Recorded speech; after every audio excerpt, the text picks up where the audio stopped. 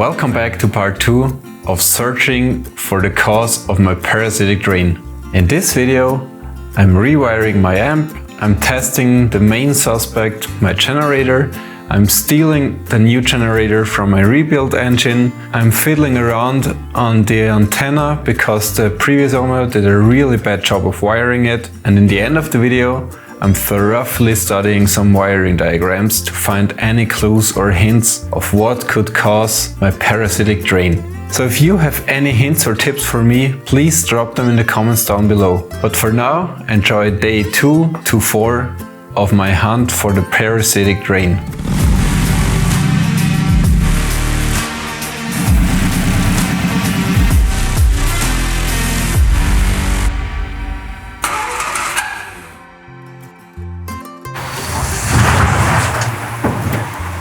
The last time I stopped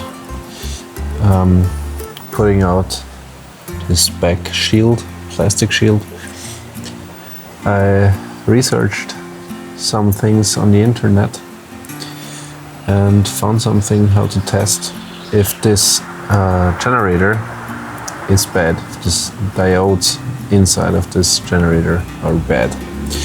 So let's test this first, if this is actually causing my parasitic drain. The test should be pretty simple.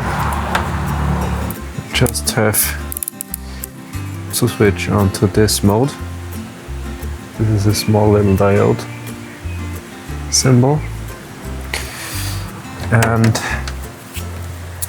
I gotta put one end on this positive stud down there. If I put the black one on here and the red on the case, it has a reading of 0.42. Ideally, if I switch this positive and negative cable, there shouldn't be any connection or reading. Yeah, it is. In both directions. And that means that the diodes inside here are bad. The next step I'm gonna do is I have a new generator on my rebuilt engine. I'm gonna test this one and see how the reading is there, and then proceed from there forward. If this happens again, that the diodes go bad on the new generator, then there is something else bad in this electrical wiring causing the diodes to go bad. But yeah, one step after another. Let's check the other generator. My new generator is on my rebuilt engine. And this engine is in another city, so I'm not going to drive there now. But what I'm gonna do now is shorten this wire from my stereo amp and bolt it on to this J-block. Here we get the 12 volt from the generator, and I don't have to mount this onto this positive terminal down there, which means I can shorten this cable. There is no thick blue wire running through the engine bay all the way up here. Let's pull out this wire here.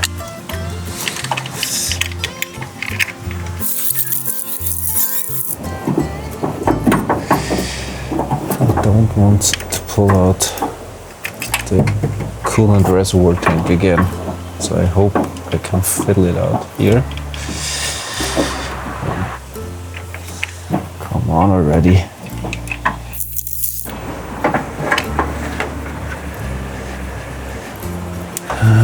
Let's do it this way around.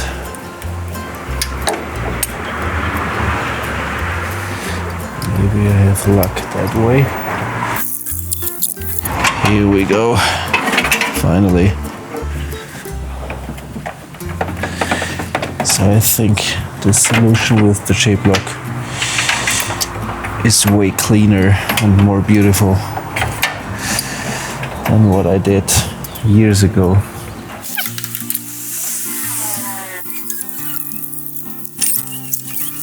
So here we have it. I'm gonna keep this fuse, which means I just gotta shorten this side. I shorten this cable. So I got this length here. I can still pull it out. Switch out the fuse pretty easily. And put it back in.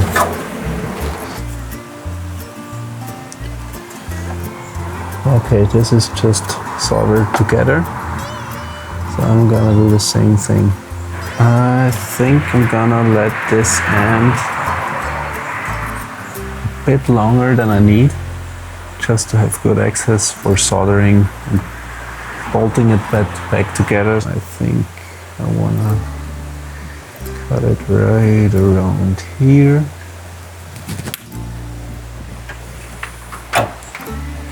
Nice. How far does it go in there?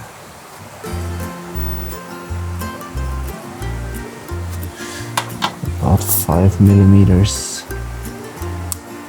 This is a thick layer of insulation.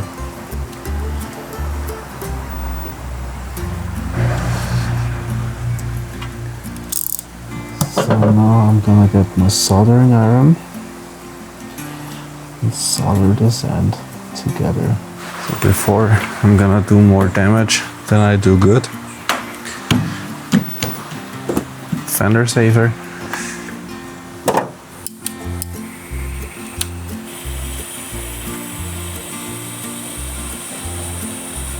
This is how this end looks. All the tin is sucked into it, which means this is one solid piece. I can't even bend it.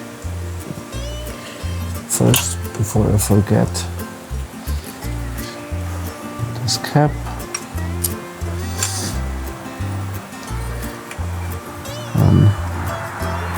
The seal here,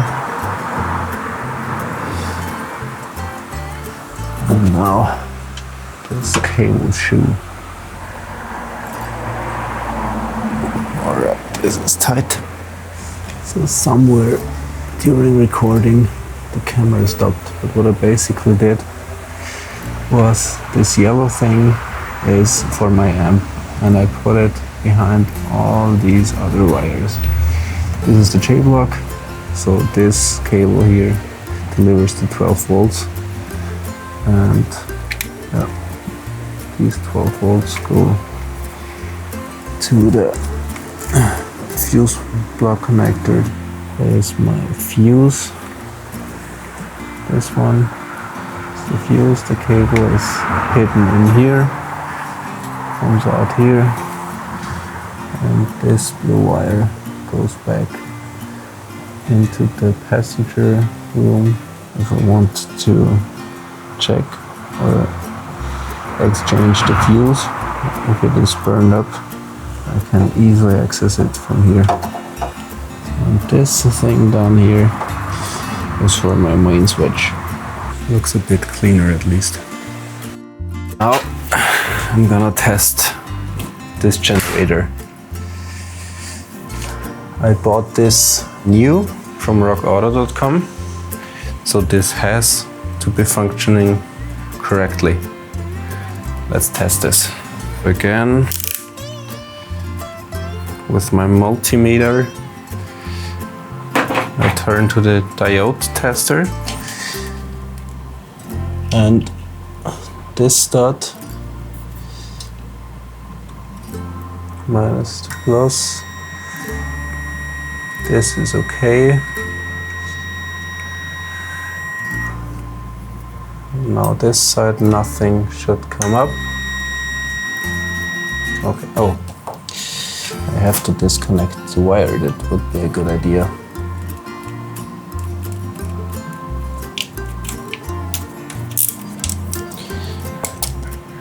And now let's see what we're reading now.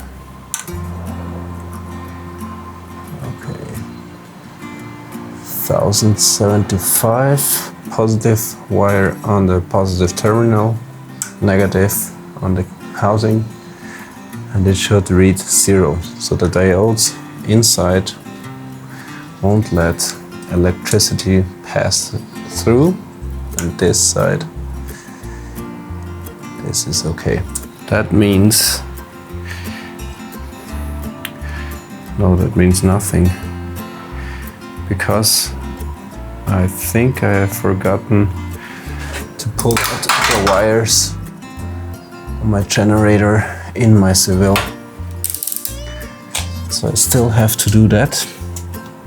But other than that, I now know that this one is functioning 100%. So if the one at home truly is not functioning anymore, I can use this one, order a new, and put this one into my Caddy for now. But even if I replace my generator, I still have a parasitic draw in my car. With this, it read, I don't have it in my mind right now, I think about 0.8 amps. And without the generator, I think it dropped to 0.4 amps. So I still have to dig through the car and find my parasitic draw. Let's pull out this generator real quick. Alright, let's steal this generator, replace my old one in my Caddy. Remanufactured for General Motors. So this thing is refurbished. This one works, and let's see what the old one does, or order a new one. Off to my Caddy. I stole my new generator from my rebuild engine. And I think when I measured these diodes in here, I forgot to pull off these cables. So I got a false reading. I'm gonna do this again. Put it on this diode tester once again. Negative on the positive terminal, right here. So here we have a reading of 1108. Let's switch these two. And now it shouldn't have a connection, so it should read 0. Okay, it is fine. So just for now, I'm putting all the connectors, all the terminals back on. And test once more what the reading is.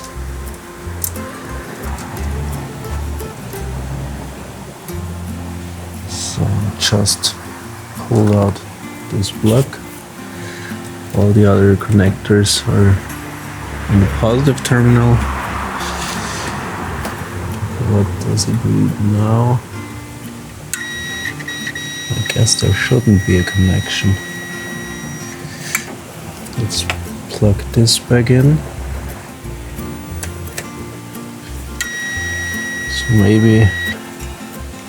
So maybe it's not the distributor, but any of these wires here. I'm gonna read the wiring diagram where these wires should go.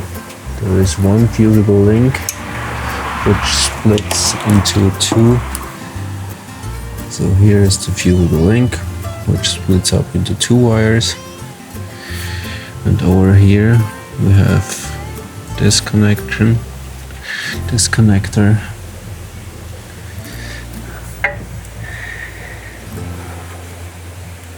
So one wire from this connector goes to the positive terminal here, this wire. This one goes to the J block, and this other wire, where does this go to? I guess we have to figure out this wire from the connector up here, this one, which I'm wiggling, and this one is fusible link. I think my main goal is right now figuring out where this one goes. I guess this switch is for the trunk light.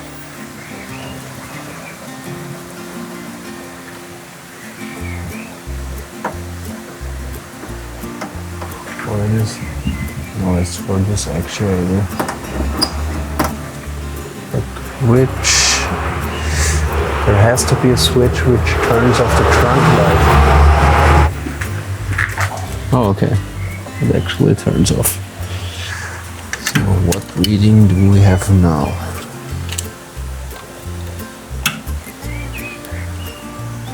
.73, which is actually a lot. Let's open the door.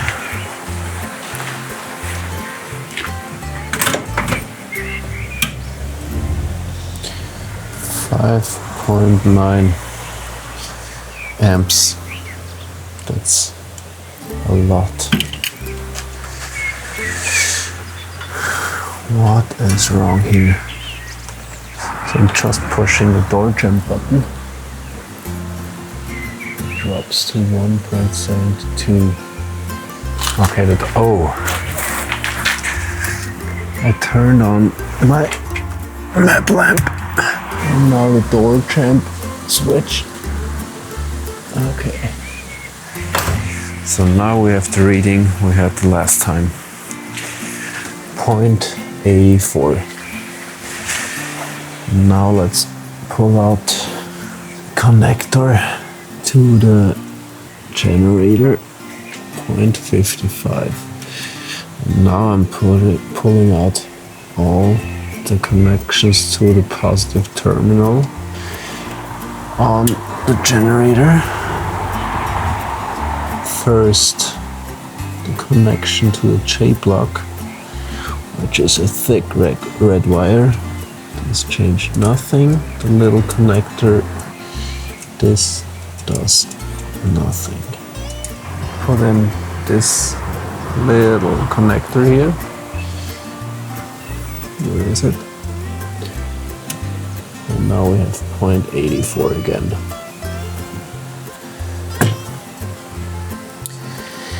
There is still something draining my battery. Down there is a connection I made for my antenna. This is an aftermarket antenna. I'm just gonna test it if it even works. Last time it didn't. So the antenna doesn't work. Two things come to my mind right now what could cause the problem. One is, I think, with this one. As you can see, the previous owner did a lot of tinkering around on these electrical wires here, on these wires here. I also recognized sometime around when I got the white Caddy, I pulled out all these connections to the ECU because I put this unit into the white one. Then I saw that the connector to the fuel pump was pretty crispy. So maybe it's caused by a bad connection here, or where is it? Somewhere around here. That's the wire, this one, to the antenna. It is, where does it go? This is such a bad wiring here. This one is the antenna wire. At least the positive terminal. And I'm thinking of connecting it back to this original button. Power antenna up, down. If I turn on the radio, the antenna goes up. If I turn off the radio, the antenna goes down.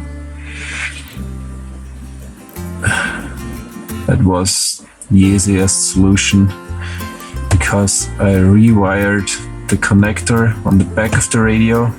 So maybe this one could also cause the parasitic drain. Or the clock. The clock doesn't work even if the main switch is on. Sometimes it does, but most of the time it doesn't. So maybe it's this one, but I can't imagine that this one uses around 0.5 amps. I still have to dig through here. This one I did myself, yeah. Because I wanted to have the bell sound. It's when you have to buckle up, but now it's also for if I open the door and the keys are in the ignition lock. Here is the original antenna wire, but I don't use an antenna, just use the cassette tape player. But still, I'm not pulling it out. Maybe somewhere in the future I want to use it. I don't think so, but you never know. I think the white one is for the antenna too, as it is clearly not an original wire. The last time I drove with this car, the antenna wouldn't go up.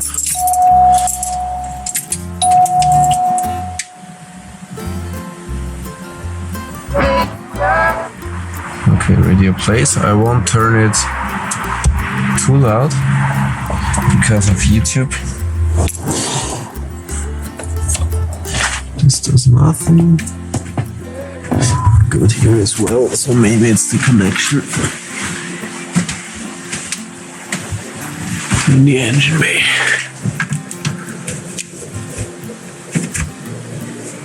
Here is the service door for the antenna.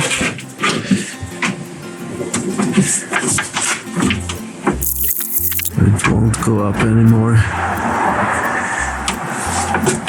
I'm guessing it's this connection here. I don't know why, but something tells me this one is bad. I want to make a new connector because I think that's the original connector to the original antenna. This is an aftermarket antenna. I want to rewire it the original way so I can use the up and down button. Okay, put it back in.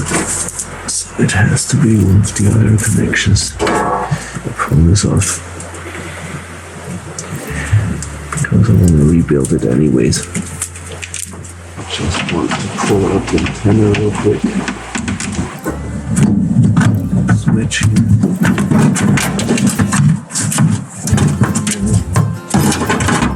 Remote power works.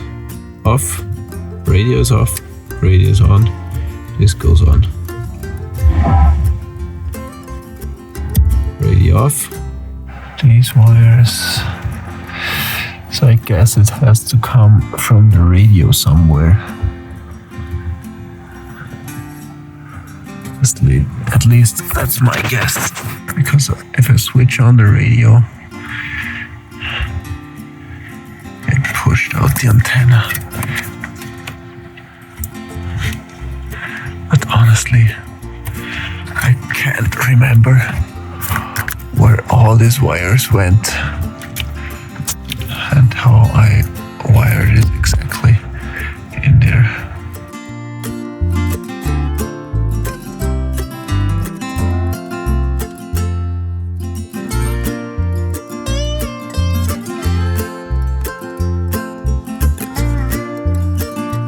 So I just got this electrical sprayer and pulled out the antenna and hope it works.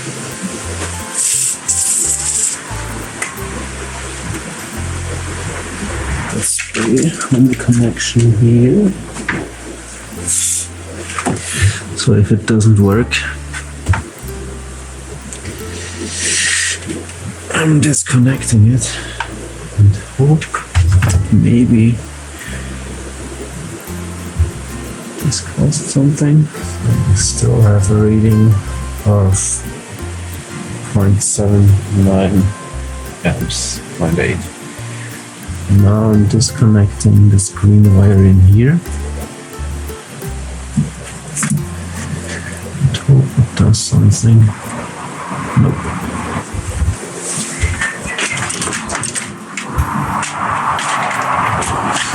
The radio is on. As you can hear, the antenna still won't pull out. Okay, I think we're gonna search on the wiring diagram. I'm gonna disconnect the antenna real quick. So maybe I test it. Really simple and quick here. These blue connectors are for quick and easy jobs. Let's see if the green wire even gets a signal. So there is no signal from the green terminal. So it's not the antenna. I think it was green at some point. I really can't tell. Yeah, dark green. A dark green wire. I pulled out this antenna.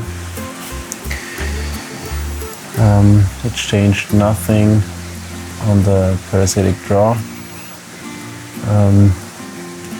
I measured if the green wire, the wire that sends a signal to the antenna to go up, doesn't send a signal. I searched inside of the car where this wire runs from or to, couldn't find it. So yeah, let's study the wiring diagram and see if we can find any hints on there. Maybe we are lucky, or else, yeah, I gotta dig much deeper into this car. Let's go hunting on the wiring diagram.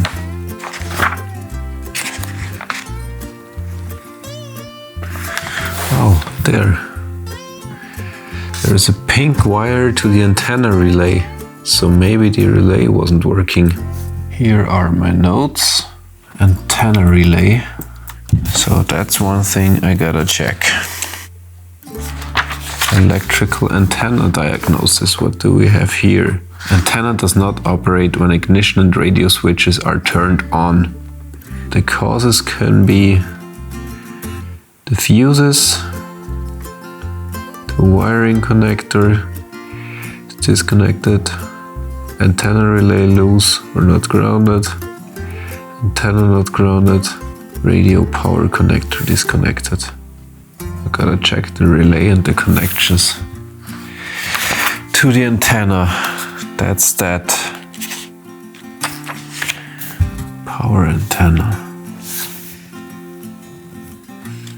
So the power antenna switch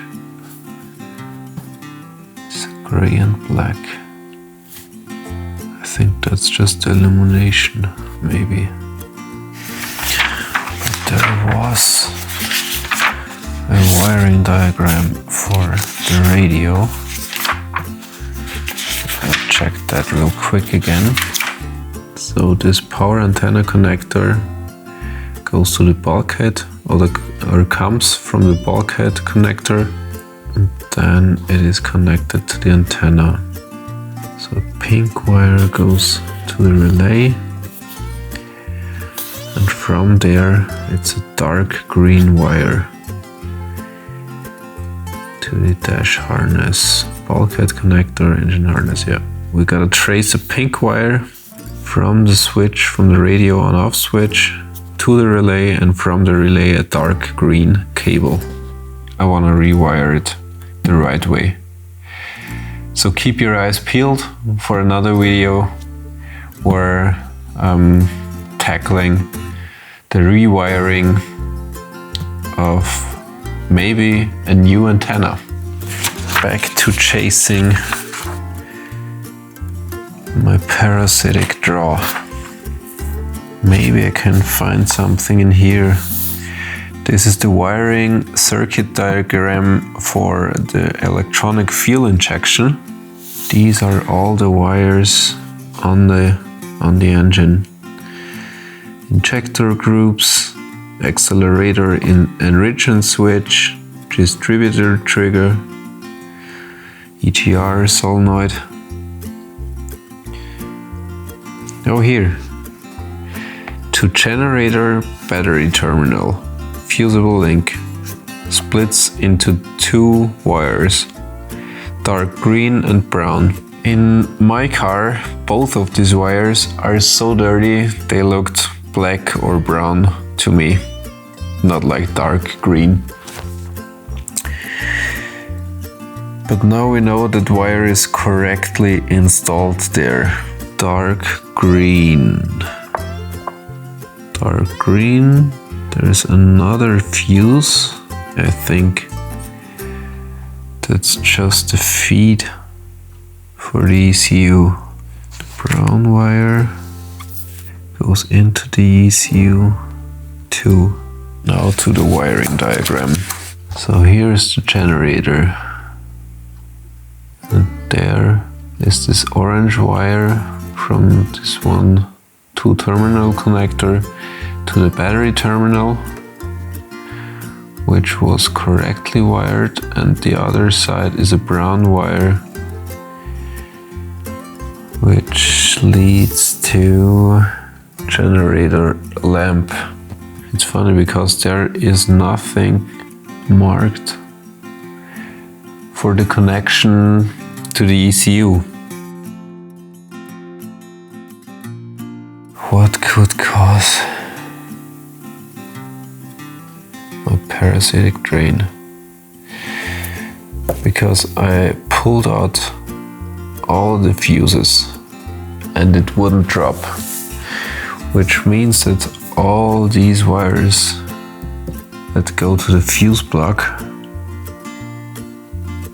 can't be the parasite. And I pulled every wire from the J block and it didn't change a thing too. Could it be the ECU? No.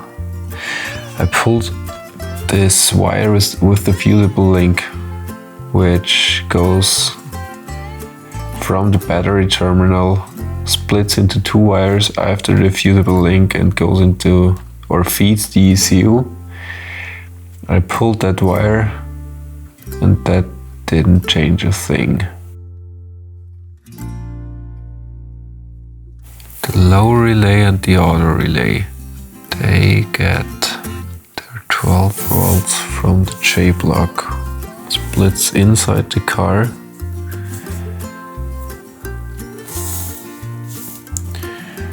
and feeds both relays. I don't have any idea right now what could cause my parasitic drain. I'm blank right now. The purple wire from the starter solenoid. There is a connection to the fuel injection manifold harness. Where does this lead to? Okay. This only is powered when the ignition switch is on start. So if the ignition switch is on off, the red wire still has a connection. Red. This goes to the J block, which goes to the battery terminal on the generator. Let's check the ECU one more time. So this is a hefty hunt. I really don't get it, because I pulled the cables from the J block this gets fed by here, the starter motor brown wire to the J-block, and from here we get the connection to the battery terminal on the generator and to the fuse block, which means I didn't have any connection here, and still it was draining I think about 0.5 amps. Diode trio check. Rectifier bridge check. Okay. Here we have something. And here is how you check the diode trio and how it looks like. And here we have the rectifier bridge. It's this thing here. So these are two tests I'm gonna do. Maybe it helps. Fuel injection. So here I want to see what the ECU does. Where it gets its 12 volts. And yeah, maybe I can find some hints on why something in my car drains the battery. Following signals from the primary sensors are continuously received and processed by the ECU. Engine coolant temperature, intake manifold air temperature, intake manifold absolute air pressure, engine speed and firing position, throttle position changes or WOT position. This is what I meant with these switches on this wiring diagram. Engine temp switch, coolant temperature switch. They usually feed or send signals to the ECU, but there is no ECU here. So I'm suspecting the ECU somehow. So I think I'm gonna pull the 3 connectors to the ECU and see if something still drains the battery. Oh, maybe the vanity mirror, the light is switched on, maybe. So I'm writing down ECU and vanity mirror. Maybe it is switched on. That's it for this video. I still haven't found the culprit, but at least I found some clues and parts that I want to test in upcoming videos. There's a little teaser. I'm pulling out my dashboard. I'm disassembling the generator. Some of my wires burned up really bad, so there is a lot to go through. This presumably simple job of finding the parasitic drain snowballed into a massive job. That's it. See you in the next episode. Pfiat euch.